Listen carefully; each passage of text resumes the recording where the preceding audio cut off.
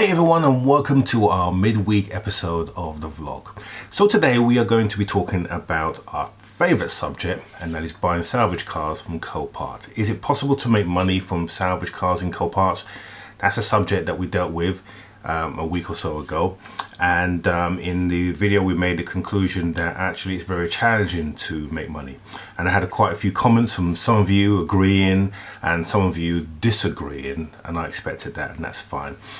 But those of you who disagreed, you're right in a sense. You can make money from Copart, and there is a way of doing so without breaking the bank, but it does mean that you have to be disciplined, and we're going to talk about that today in some detail. So first of all, let's think about the type of people who buy cars from Copart, and there's two, maybe three people. There's the guys who watch videos like this and think, right, you know what, I'm gonna have a stab at this, and they go out and they look at a car and they like the way that car looks, so they buy it, and then they find that actually it's costing them a lot more to repair, and then they never do it again. Then there's those who do it as a profession, and what they tend to do is they will focus on a particular brand that sells very well, or brands that sell very well, and they will then buy those cars and will stick to that at certain budgets and certain prices. Then there's those who buy cars because they want a car for themselves, but they want to do it cheaper, so they buy a salvage car because they're not bothered about the salvage title, because they know that they're going to get the car that they want for a third of the price or a quarter of the price. That's where I come in. So really, if you're going to be successful, you have to be the middle category. That's someone buying a vehicle that they understand. So how does that work? Well, for me, I tend to specialize and look for Italian cars because I'm passionate about Italian cars. I've always loved them. My first car was an Alfa Sud, an Alfa Romeo Alfa Sud, green one, fall into bits, but I love that car and I cut my teeth on that car. And I also have a very a passion for Audis as well. From the time that I blagged my way into a dealership to sit in an Audi Quattro, to owning several Audis in my time, quite a few Audis actually. I know quite a lot about those vehicles, and that's the reason why I bought the S3, because I figured that nothing would really be able to challenge me enough that I would walk away. Almost did, but we brought it back in, as you've probably seen.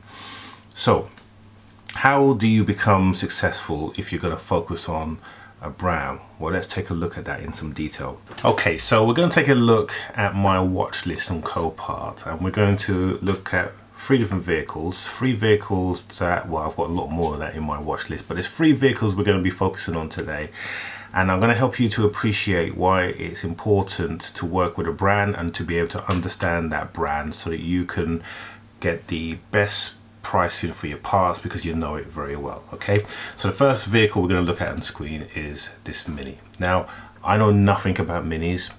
I've sat in a couple, that's about it. I like them, but I've never dealt with one. I've never built one or never worked on one. This Mini I put in my watch list because at the time it was cheap, but at the moment it's rocking at 4K. That's the starting bid, and the auction is today, so it's going to go for silly money. Now the damage on this vehicle is actually not that bad. It's just the back axle here, and also the airbag has gone on the seat and also in the roof as well. How cheap or how expensive those are, I don't know. And would I spend time doing it up? I'm not sure, because I don't know how much it will fetch from a salvage vehicle. It's a category N, so it's a very easy repair, but I don't know enough about the brand for me to be able to commit any money buying it. So for this vehicle, because it's at 4K already, I wouldn't bid for this because of the cost. However, on the other side, there's an Audi Tt that I know very well. I've had a few TTs. I've not had the latest one, but the latest one, because of the fact that most brands will use the same parts in various different ranges of models in their range, I'm pretty comfortable that I would be able to repair this, and I can look at the vehicle and see what needs to be done. So if you look at the vehicle, you can see that it's had an impact on the front. The fact that the bonnet is pushed up like that tells me that it has a passenger protection system, which is a little rubber pipe and two sensors at the end. And what it does, you can see here, there's a little pin it pushes that up and it pushes the bonnet up so that the passenger doesn't have as great an impact when they hit the bonnet. So that will need to be replaced, including the 2 pins on either side, and I know how much they go for brand new and second hand. I'm going to show you another picture now of the actual engine bay. Notice they haven't lifted the engine bay up, so there may also be something wrong on here, but it does say that the car runs. But here, looking at this picture here, I can see that the radiator is damaged. Now to the untrained eye, you might think that there's 2 radiators here. There's actually 3. There is a air conditioning condenser, there is or radiator, there is the normal water radiator, and there's also a intercooler for the turbocharger. So that's damaged. The slam panel is damaged as well, but looking at the crash bar at the front, that is not damaged. And we can tell that because inside the vehicle no airbags have been deployed. So when that that panel often gets damaged, it deploys the airbags inside because it triggers the sensors that are in the bumper. And that's also another positive sign, because if you look at the bumper here, the bumper actually doesn't seem that damaged. Look on the other side here, the only thing that's damaged is the actual grille, and the grille occupies the whole middle section and actually bolts onto the slam panel, which has been destroyed as well. Now the sensors, the crash sensors, are actually just behind this panel here. So where you've got the eye for the towing eye, to the left of it is where the crash sensor goes. How do I know that? Because they're the same on all of the new modern Audis, and I already know that from experience. And that's the reason why sticking to a brand will help you to determine the cost of the damage to repair it. You can accurately do that just by looking at the pictures of the vehicle, particularly in this climate.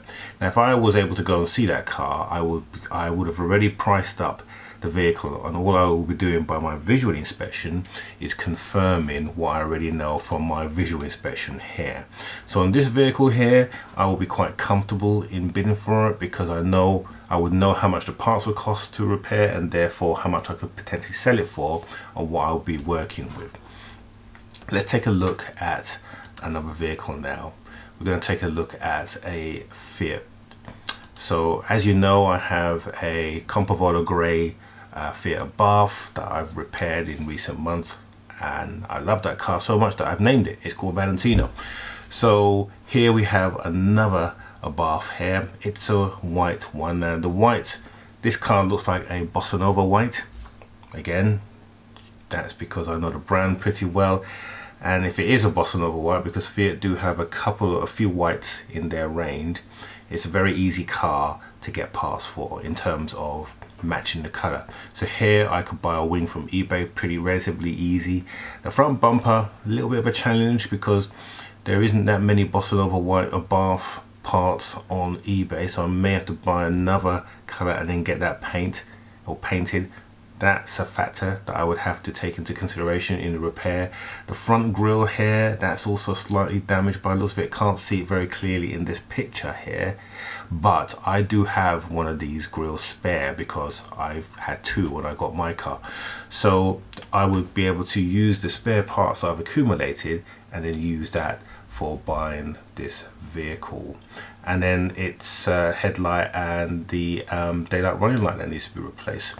So in this car, it's a very simple repair, and that's the reason why sticking with brands will help you considerably when you come to price up parts or assess the damage on a vehicle. Now another reason why you would stick to 1 or maybe 2 brands is that many manufacturers nowadays, when it comes to fixing cars or clearing codes, you need to have the right diagnostic tools, and these can be quite expensive. So if you are going to be doing cars up frequently, then investing in one of these tools is going to be it's going to save you a lot of time, and it's going to save you a lot of money, because the costs of a lot of these tools will probably be the same cost as if you took a vehicle to get sorted by a generic garage or even the main dealer. So by investing in these tools, you can learn to use these, and then you'll be able to clear things like airbag codes, because certain cars have a certain procedure in order to do so. Audis do, and sort of Fiats, they have a certain procedure.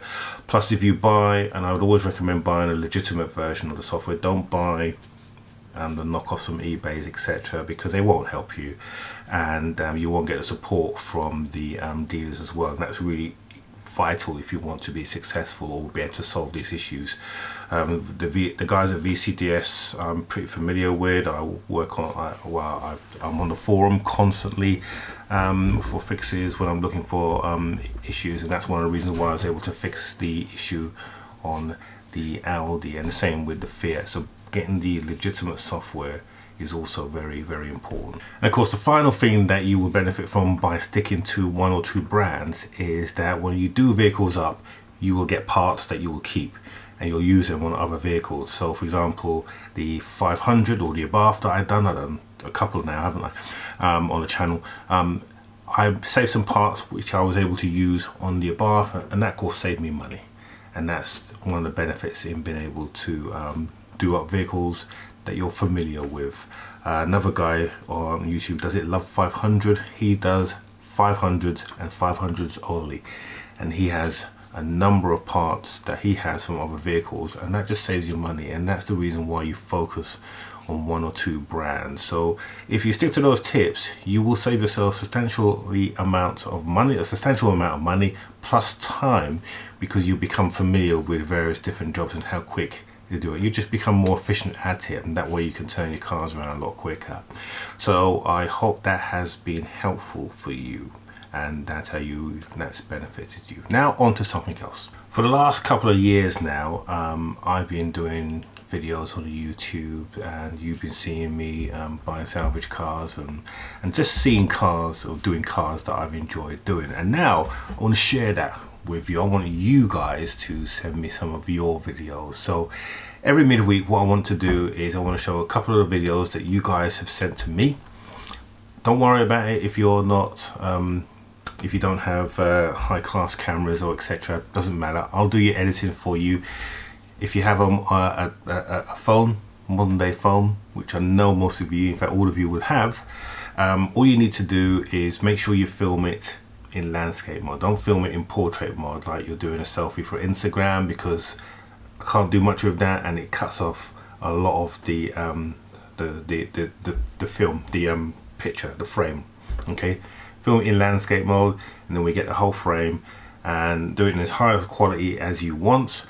Like I said, don't worry about the editing. Try not to do it on a windy day, but again, we'll see what we can do with the sound. And then I will show you in a second where to send it to. But we've got 4 categories that I want you to fill. So when you send in your video, just put a little note what category you want, and then what we'll do is we'll collect them together and then we'll show them. And especially if you're a new YouTube channel, a small YouTube channel. I'm a small YouTube channel. I've already got, what, 12,000 subscribers. But if you're smaller than that and you want some exposure, great platform for you to do it. So the 4 categories that we're going to use is category 1, my salvage rebuild. That could be any car. So any car that you have done up in the past and you want to show off to the audience that watch this channel, then you can do that. So it'd be good if you got a before picture, what the car looked like in its damage state to what it is now. That would be great as well, because people like to see that comparison. And that's for any vehicle. Category number 2 is Vorsprung Durch Technik, or any Audi. Doesn't have to be a damaged vehicle. It could be a vehicle that's your pride and joy, a vehicle that you've modded up as well. We want to see those as well. So if you fit that category, because as you know, German cars are a passion of mine, then you can use that as well. The third category is Italian stallions. So that's any Fiat, sportier Fiat as well. So Baths, 500, basically anything Italian that you like. So it could be Alfa, it could be Lancias, any of those beautiful Italian marques. It could even be a Ferrari. Give us a 3 to 4 and 5 minute video, and we'll show it on the channel. And the final one is Dagenham Specials. So again, being the fact that I did an apprenticeship with Ford, that's how I cut my teeth in being a mechanic, then I have a passion for Fords as well. That's one of the reasons why I bought the ST. So show us your Fords, whether it be an ST or a classic RS 2000 or an RS of any kind of description. Give us a 4 to 5 minute video, and let me show you where you're going to send them to. Okay, so to send your files over your videos, send them to the following site if you look on screen now. So go to wetransfer.com, so that's wetransfer, one word, .com, and sending your files is free and really simple. Simply go to this box here, put in your email address, or put in my email address who you're sending it to, so that's paul@carsforpaul.co.uk. The details will be just below. Put your email address in the section below that, so your email address, whatever that may be, and then the category that you're applying for. Okay, so if it's for salvage cars, just type in the box salvage cars, and then the final thing is to upload your file. So click on the plus button here, select the folder, and then click on the transfer button, and then it's going to send that file, and then we'll get your post put on a video as soon as possible. And that will be every midweek video. We'll have 1 or 2 of your videos for the various categories that we have mentioned, and those categories will be below. Okay, so those categories once again: number 1, my salvage rebuilds, that's for any car. Category 2, Vorsprung Technik, that's for any Audi salvage or pure or modified. Italian stallions, that's any Fiat cars or any Italian cars.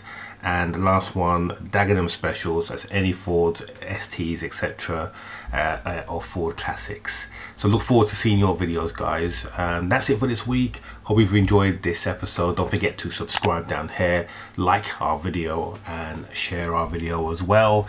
And we will be putting up posters in various different medias, so Instagram and Facebook, where we have our Facebook channel as well, which is growing in audience. So we will see you on Monday, where we're going to be taking the S3 for its first official test drive. So we're looking forward to that. So have a good rest of the week, guys, and we will see you on Monday.